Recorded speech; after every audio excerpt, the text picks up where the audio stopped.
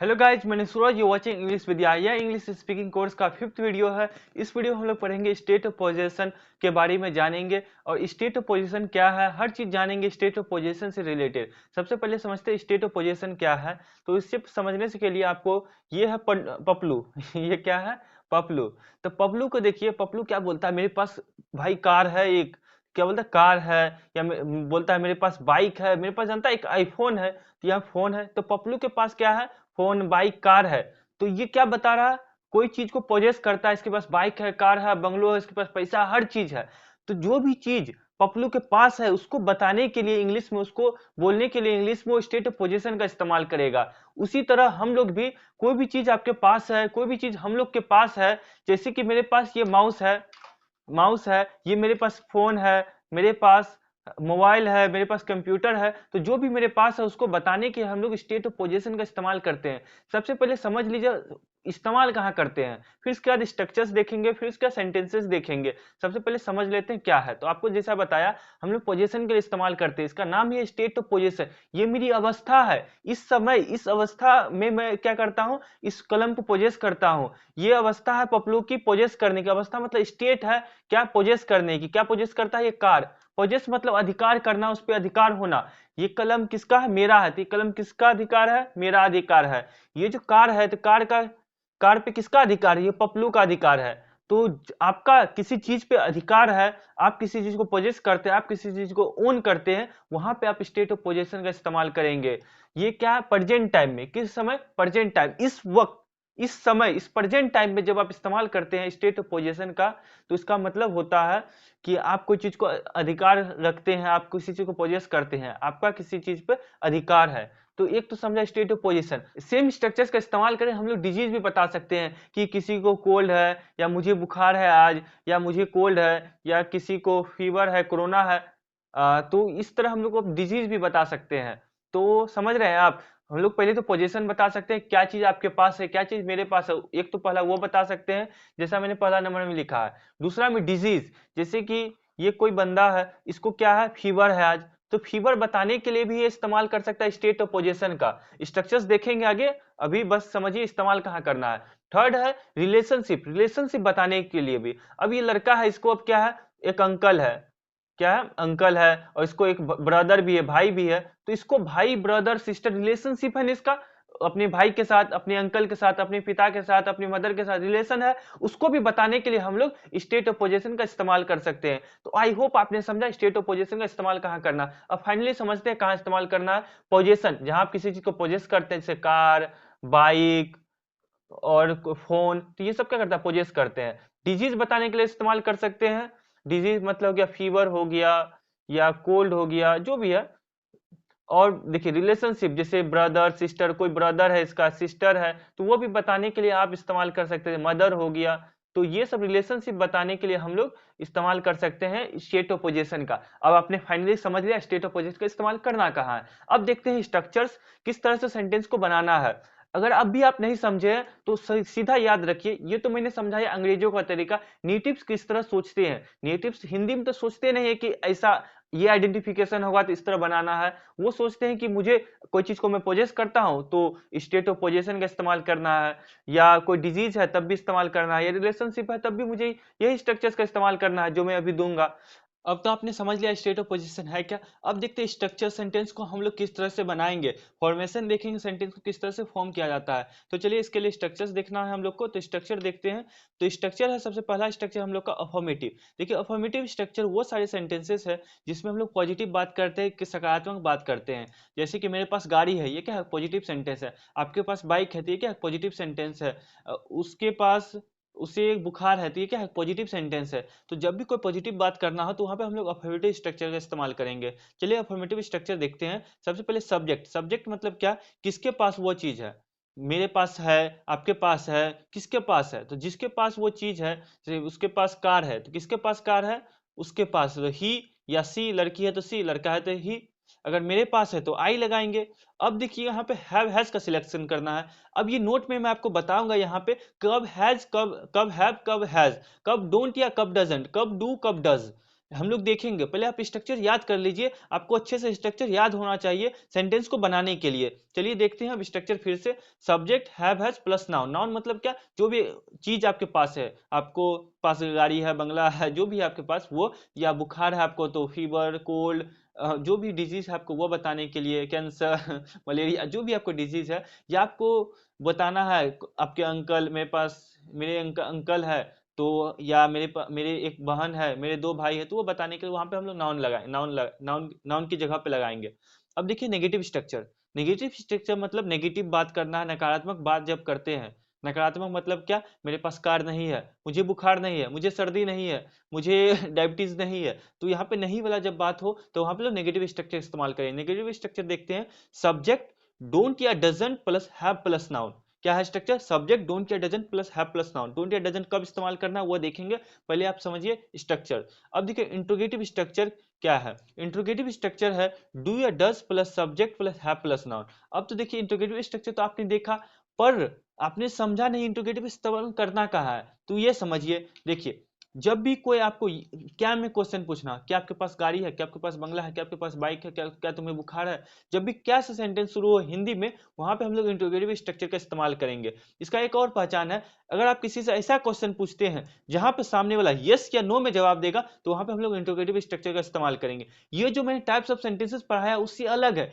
क्यों अलग है, क्योंकि हम लोग अपनी स्पीकिंग, अपनी सहूलियत के लिए देख रहे हैं। हम लोग को जिसमें फायदा होगा वही सेंटेंस देखेंगे, टाइप्स देखेंगे। वहां पे हम लोग को जितना भी टाइप्स देखा था वो उतना रिलेवेंट नहीं है, हम लोग के काम का नहीं है अभी के लिए, फिलहाल के लिए। अभी बस समझिए, हम लोग जो टाइप्स मैंने बताया है ये समझिए, ये समझिएगा, आगे आपको पता चलेगा मैं ये टाइप्स क्यों बता रहा हूं आपको, क्योंकि हर जगह इन टाइप्स का हम लोग इस्तेमाल कर रहे होंगे। यह ज्यादा आसान है कंपेयर टू जो हम लोगों ने टाइप्स ऑफ सेंटेंसेस में देखा था।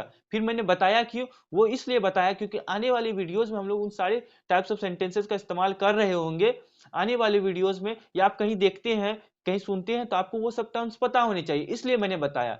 तो चलिए देखते हैं डब्ल्यू एच इंट्रोगेटिव क्या है। डब्ल्यू एच वर्ड मैंने बताया, उस पर वीडियो भी बन चुका है, तो वो वीडियो आपने नहीं देखा तो वो देखिए। फिर मैं बताता डब्ल्यू एच वर्ड क्या है। जैसे व्हेन हो गया, व्हेन मतलब क्या होता है, कब, व्हाट मतलब क्या, वेयर मतलब कहाँ। अगर ये सब वर्ड्स है तो ये क्या है, डब्ल्यू एच वर्ड कहलाते हैं।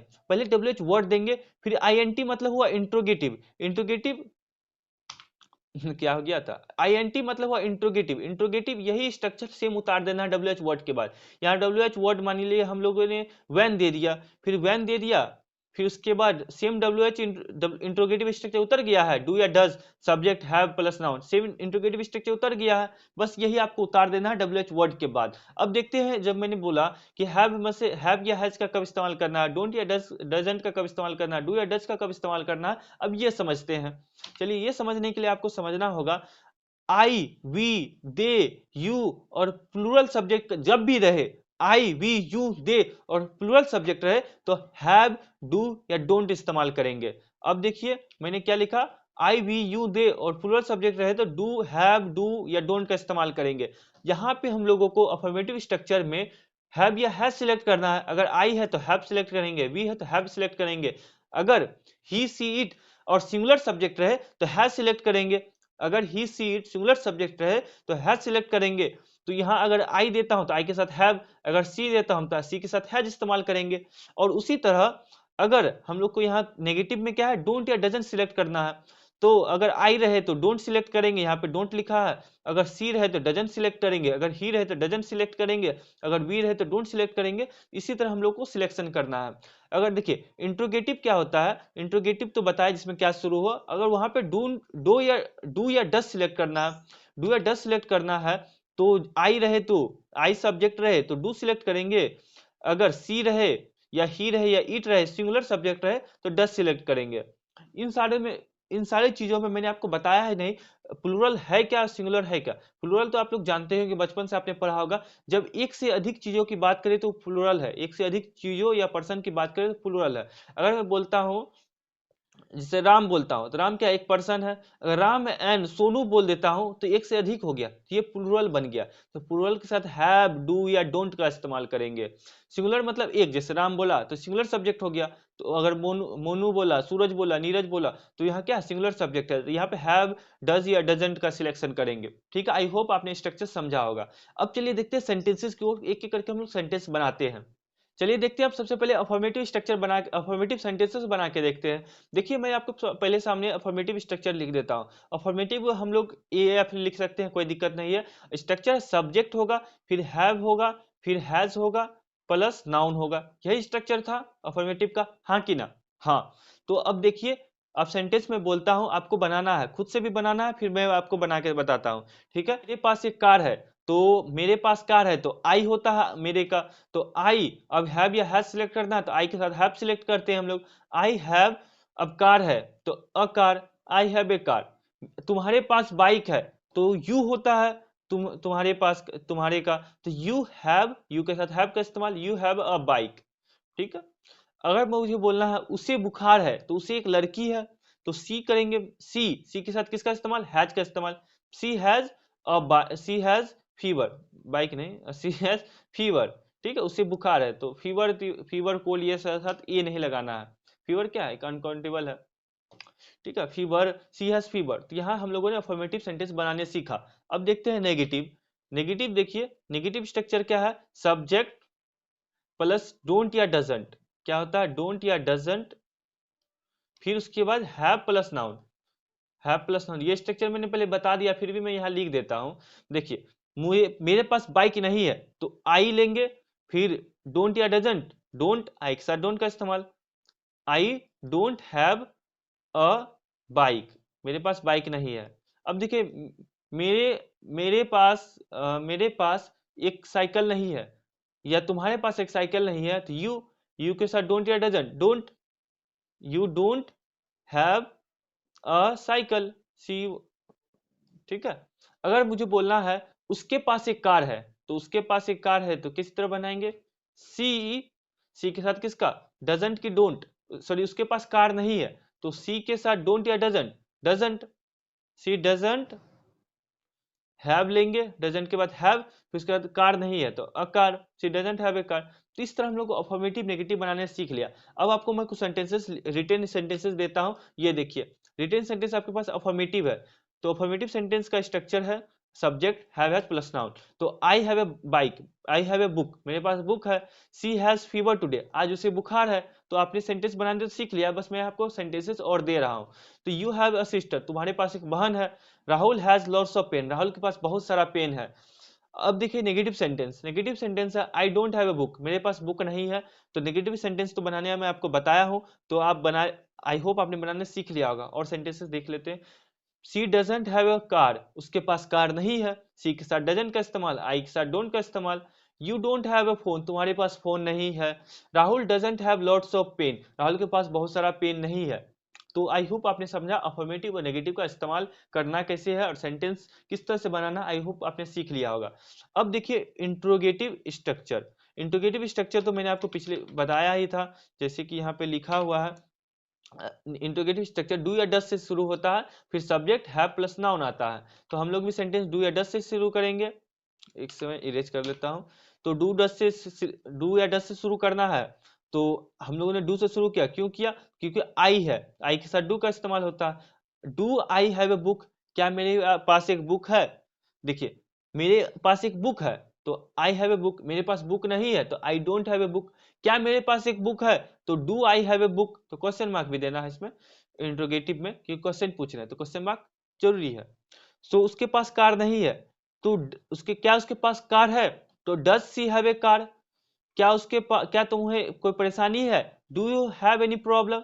क्या राहुल के पास बहुत सारा पैसा, कलम है, पेन्स होगा यहाँ पे, लॉट्स ऑफ पेन्स, यहाँ पे पेन्स होगा। सब जगह लॉट्स ऑफ जहाँ लगा है वहां पे प्लूरल का इस्तेमाल करते हैं, क्योंकि लॉट्स ऑफ बहुत सारा पेन, पेन्स, या बहुत सारा कार, तो लॉट्स ऑफ कार्स, प्लूरल का इस्तेमाल होगा लॉट्स ऑफ के बाद। ठीक है। अब देखिए, does Rahul have lots of pen, क्या राहुल के पास बहुत सारा पेन है। तो आई होप आपने समझा इंट्रोगेटिव का इस्तेमाल किस तरह से करना है। अब देखिए डब्ल्यू एच प्लस इंट्रोगेटिव। अब अगर आप इंट्रोगेटिव बनाने जान गए, डब्ल्यू एच आराम से बना लेंगे, बस डब्ल्यू एच वर्ड आगे में लगा देना है, बाकी बात वही रहेगा, स्ट्रक्चर इंट्रोगेटिव स्ट्रक्चर ही उतर जाएगा, फिर बस डब्ल्यू एच वर्ड आगे जोड़ देना है। तो why do I have a book, मेरे पास क्यों एक बुक है, तो why do I have a book. How many cars do you have, does she have, उसके पास कितना कार है, विच फोन डू यू हैव, तुम्हारे पास कौन सा फोन है, तो पूछते हैं तुम्हारे पास कौन सा फोन है, तो विच phone do you have. Why does Sonu have a brother, क्यों सोनू के पास एक भाई है। तो आई होप आपने समझा होगा सेंटेंस को किस तरह से बनाना है, एक्सप्लेनेशन भी आपने देख लिया कब स्टेट ऑफ पोजीशन का इस्तेमाल करना है। ये सारे सेंटेंसेस प्रेजेंट में इस वक्त की बात चल रही है, तो हम लोग स्टेट ऑफ पोजीशन जो स्ट्रक्चर दिया है उसका इस्तेमाल करेंगे। सेंटेंस बनाने भी मैंने आपको बता दिया। आई होप ये वीडियो आपको पसंद आया होगा। अगर ये वीडियो आपको पसंद आया तो वीडियो को लाइक कीजिए और चैनल को सब्सक्राइब कीजिए। मिलते हैं नेक्स्ट वीडियो में, टिल देन बाय बाय।